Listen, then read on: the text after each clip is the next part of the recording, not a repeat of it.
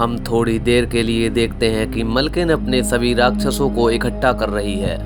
तभी एक राक्षस मलकिन की रक्षा के लिए अपनी सेना को लेकर आता है, लेकिन मलकिन उनमें से एक सैनिक को मार देती है क्योंकि वो उसकी तरफ घूर रहा था। तभी अगले सीन में टॉम एलिस से फिर से मिलता है और उसे पता चलता है कि एलिस वास्तव में एक काली जादूगरनी है। लेकिन एलिस टॉम को बताती है कि सभी जादूगरनियां बुरी नहीं होती हैं, और वो टॉम को ये भी बताती है कि उसकी माँ एक काली जादूगरनी है, जबकि उसके पिता एक ग्रेगरी जैसे इंसान थे। और ये कहते हुए एलिस अचानक से वहाँ से गायब हो जाती है। अगली सुबह को ग्रेगरी और टॉम मलकिन के महल में जाने की तैयारी कर रहे थे। तभी वहाँ पर कुछ सैनिक आते हैं और ग्रेगरी और टॉम को शहर में वापस बुलाया जाता है ताकि वे एक बुरे राक्षस से लड़ सकें जो कि शहर के राजा ने बंदी बना के रखा है, जिसके पास जाने से शहर के सभी लोग डरते थे। देखने में ये जीव एक भालू की तरह दिखता है, लेकिन वास्तव में ये मलकिन का रूप बदलने वाला राक्षस है। तभी ग्रेगरी उस जानवर से लड़ने लगता है और लड़ते लड़ते वापस से उसे इंसानी रूप में ले आता है। वो राक्षस इतना ताकतवर था कि ग्रेगरी को हराना उसके लिए मुश्किल हो रहा था।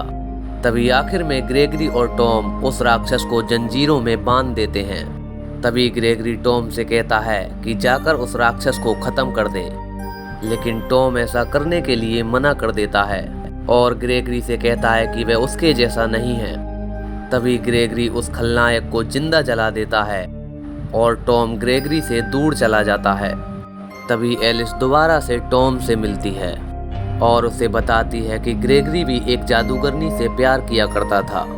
तभी टॉम एलिस से पूछता है कि और तुम्हें क्या क्या पता है। एक दूसरे को घूरते हुए उन दोनों को आपस में प्यार आ जाता है और वे एक दूसरे को चूमने लगते हैं और एक दूसरे के करीब भी आ जाते हैं। तभी अचानक टॉम को एक सपना आता है।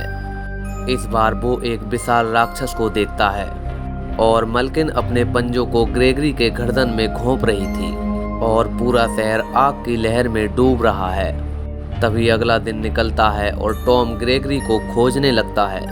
टॉम के आने के बाद ग्रेगरी टॉम को बताता है कि उसने एक जादूगरनी से शादी की थी, लेकिन उसे मलकिन ने मार डाला था, जिससे उसकी मलकिन से और अन्य जादूगरनियों से लड़ाई शुरू हो गई थी और इसीलिए ग्रेगरी मलकिन को किसी भी हालत में मारना चाहता है।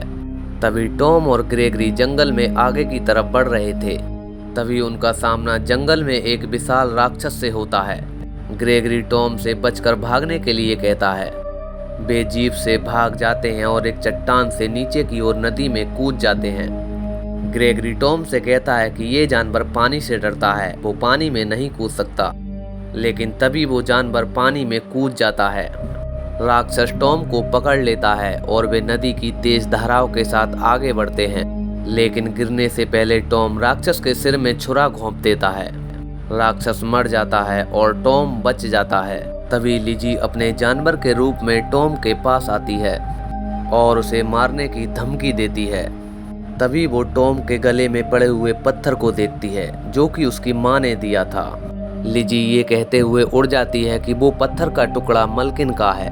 टॉम और ग्रेगरी के फिर से मिलने के बाद ग्रेगरी टॉम से कहता है कि तुमने एक ऐसे राक्षस को मार दिया जिसे कोई नहीं मार सकता था। तभी टॉम ग्रेगरी से उस पत्थर के बारे में पूछता है। ग्रेगरी बताता है कि उसकी माँ भी एक जादूगरनी है और ये पत्थर मलकिन के कबीले का है। तभी लिजी मलकिन के पास लौट आती है और उसे पत्थर के बारे में बताती है। ये सुनने के बाद मलकिन एलिस को अपने पास बुलाती है और वो उसे धमकी देती है कि वो टॉम के गले से उस पत्थर को ला कर दे, वरना वो टॉम को मार देगी। तभी अगले सीन में जादूगरनियां और उनके दास एक गांव की तरफ जाते हैं और अपने रूप बदलकर उन गांव के लोगों पर हमला करने लगते हैं। तभी टॉम की मां अपनी बेटी को एक सुरक्षित जगह पर ले जाती है और अपनी शक्तियों द्वारा उनके दासों से लड़ती है, लेकिन तभी उसे मलकिन देख लेती है और उसके पास जाती है। वो अपने आप पे हमला होने से पहले टॉम की मां को पकड़ लेती है और उसे गद्दार कहते हुए वहीं पर मार देती है। तभी अगले सीन में एलिस दोबारा से टॉम से मिलती है, लेकिन उन्हें मिलते हुए ग्रेगरी देख लेता है और उस एलिस को बंदी बना लेता है। लेकिन टॉम एलिस को अपनी तलवार से बचा लेता है। लेकिन उसे ये भी पता चलता है कि एलिस ने उसके गले के पत्थर को चुरा लिया है। ये देखकर टॉम के मन में एलिस के लिए नफरत भर जाती है। तो दोस्तों, क्या टॉम एलिस से वो पत्थर दोबारा ले पाएगा? देखने के लिए हमारे चैनल को सब्सक्राइब कर लें।